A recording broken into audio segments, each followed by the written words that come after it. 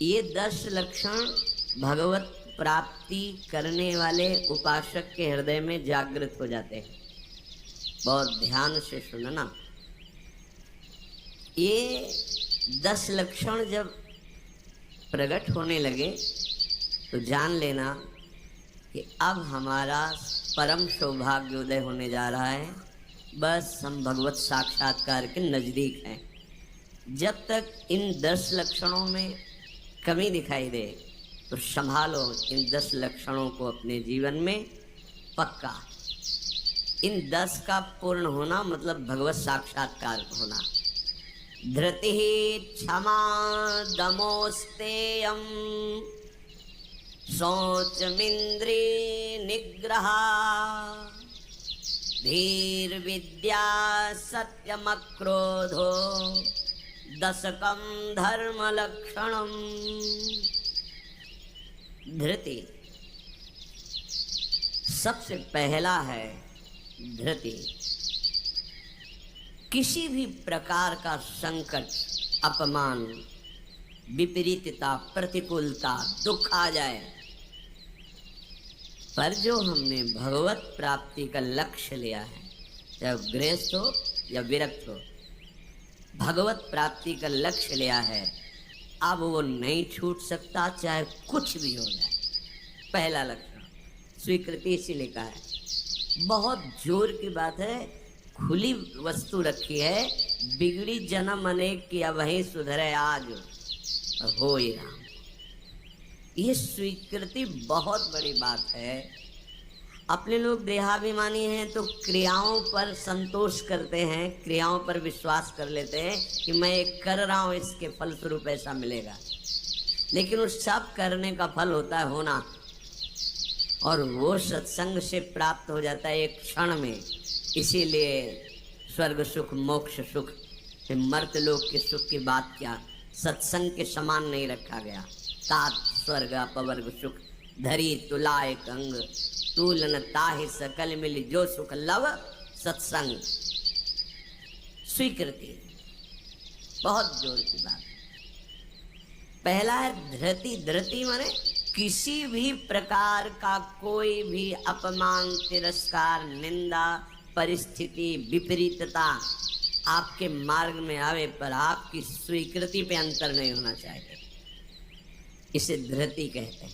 धृति ये बहुत आवश्यक है भगवत मार्ग के पथिक को।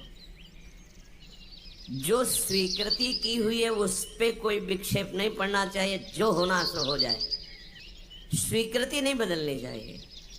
बस तुम्हारा ये था, माम प्रपद्यन्ते तास तथे भजाम्यहम्। कोई भी परिस्थिति, कोई भी विपरीतता, कोई भी अपमान हमारी स्वीकृति में अंतर नहीं डाल सकता। मृत्यु स्वीकार करना अच्छा है, पर स्वीकृति पे अंतर नहीं आना चाहिए। वही स्वीकृति भगवत प्राप्ति करा देगी। गोस्वामी जी बाद में सब बातें कह रहे, पहले कह रहे बिगड़ी जन्म अनेक की अब ही सुधरे आज। हमारी धृति इतनी कमजोर है कि प्रतिकूलता के आभास मात्र में हम छोड़ देते हैं। प्रतिकूलता तो आई नहीं, प्रतिकूलता के आभास, शायद प्रतिकूलता आ जाए, इससे हम भाग पड़ते हैं। ये कायरों का मार्ग नहीं है भगवत प्राप्ति। अज्ञान को छोड़िए। क्या तुम प्रभु को छोड़ दोगे तो दुखों से बच जाओगे क्या? जो कछ लिखा लिलाट दुख सुख देह संग, भुगते गो जहां जाएगो या सिद्धांत भंग। या सिद्धांत अभंग तजत क्यों धीरज प्राणी। यही धृति। तजत क्यों धीरज प्राणी, वृंदावन परिहरे प्रिया प्रीतम रजधानी। स्वामिनी जी के महल को, स्वामिनी जी के चरण आश्रय को छोड़कर तुच्छ विषयों की तरफ कदम बढ़ा देना। स्वीकृति आपकी बहुत कमजोर है, बिगड़ जाएगा, ये जन्म बिगड़ जाएगा। पता नहीं किस युग में ये स्वीकृति का अवसर मिलेगा कि नहीं मिलेगा। कितना भी संकट आवे, धैर्य नहीं छोड़ना, सब कुछ सहना है, राधा राधा कहना है। नियम बना लो, जीत जाओगे, काल पर भी विजय प्राप्त कर लोगे। विश्वास करो, ये मंत्र मान लो, सब कुछ सहना है। राधा राधा राधा राधा। आपको सराहेंगे, आपको चाहेंगे, आप जो मर्जी आवे सो करो। सराहेंगे आपको, कोसेंगे नहीं, आपको सराहेंगे और आपको ही चाहेंगे। हम आपसे तन मन प्राण सर्वस्व समर्पित करके प्रेम करते हैं। ये प्रेम मार्ग की बात। भगवत प्राप्ति करना है तो पहली बात है ये धृति। ये धैर्य रखो। ये नहीं देखा जाता, धैर्य नहीं दिखाई देता, धैर्य नहीं। जरा सा विचलता हुई भाग पड़े। कहाँ भागोगे? जिधर भाग के जा रहे उधर तो विचलता का समुद्र है। यहाँ तो विचलता तुम्हें अविचल स्थिति प्रदान करने के लिए है। यहाँ का भय तुम्हें निर्भय पद प्रदान करने के लिए है। और इस भय को स्वीकार करके भाग रहे हो तो महाभयावह प्रवाह है संसार का, बहते चले जाओगे। अभय होए जो तुम्हें डेराई। धृति, जो धृतिवान है, लौकिक पारलौकिक सारी संपत्तियां उसके चरणों में झुकने लगती हैं। देख लो, शब्द पर ध्यान दो। जो धृतिवान है, धैर्यवान है, हर कष्ट सहता है, तो आगे जो मार्ग है बोले लौकिक और पारलौकिक सारी संपत्तियां उसके चरण चूमती हैं, क्योंकि वो धैर्यवान है। अगर धृति नहीं है तो परमार्थ का भेष भले हो, परमार्थ की स्थिति नहीं होगी। इसीलिए भगवान कपिल देव जी ने माता देवती जी से कहा, जो आसक्ति संसार के बंधन का कारण है, वही आसक्ति यदि महात्माओं के चरणों में हो जाए तो मोक्ष का खुला हुआ द्वार है। तो वो महात्मा कैसे होते? तो सबसे पहला शब्द था तितिक्षवः। एकदम महान सहनशील होते हैं संत जन। तितिक्षवः, यहाँ धृति, ऐसा धैर्य कि कोई भी विचलित ना कर सके। बहुत गंभीरता से, इसीलिए इसमें रुके हुए हैं। बहुत गंभीरता से पहला लक्षण है भगवत प्राप्ति का। जिसके अंदर ये 10 लक्षण आ गए तो भगवान प्रकाशित हो जाते हैं हृदय में, क्योंकि वही परम धर्म का स्वरूप है। भागवत धर्म में चलने वाले या कोई भी धर्म स्वीकार करें तो धृति जरूर आनी चाहिए। अगर धृति नहीं, आप पातिव्रत धर्म, एक पत्नी व्रत धर्म, जो जहां जिस धर्म में, तो उसको धैर्य धारण करना पड़ेगा। बिना धृति के धर्म का पालन नहीं होता। फिर ये तो परम धर्म, महाभागवत धर्म, प्रेम धर्म, इसमें तो कष्टों की परवाह करे तो योद्धा कैसा। अगर अनुकूलता, प्रशंसा, मान और सुख की चाह है तो परमार्थ का पथिक कैसा। अभी भ्रम में है वो। किसकी अनुकूलता? किसकी अनुकूलता? शरीर की। चाहे जितना अनुकूलता देते रहो, नष्ट होगा। इसकी अनुकूलता नहीं। श्री कृष्ण अनुकूल है। श्री कृष्ण की अनुकूलता को देखो कि हमारे शरीर, मन, वाणी, चेष्टा प्रभु के अनुकूल हो। उसके लिए तुम धैर्यवान बनो। चाहे जितनी निंदा हो, अपमान हो, तिरस्कार हो, संकट आवे, विपत्ति आवे, परवाह नहीं। तो हर विपत्ति संपत्ति बन जाएगी।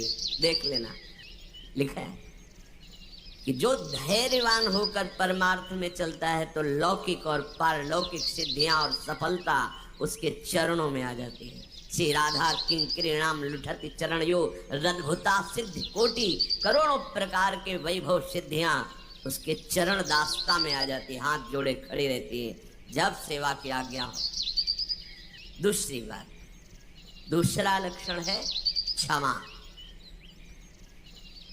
अपने साथ कोई बुराई कर रहा है, भगवत प्राप्ति करनी तो संसारिक आदमी इन बातों को समझ भी नहीं सकता, क्योंकि उसका उद्देश्य अंतःकरण धर्म में अहम ममत्व स्थापित करके भोगों को भोगना और उसी में सुखी होना है। अभी अज्ञान है, वो नहीं समझ रहा। ये परमार्थ के पथिक की बात।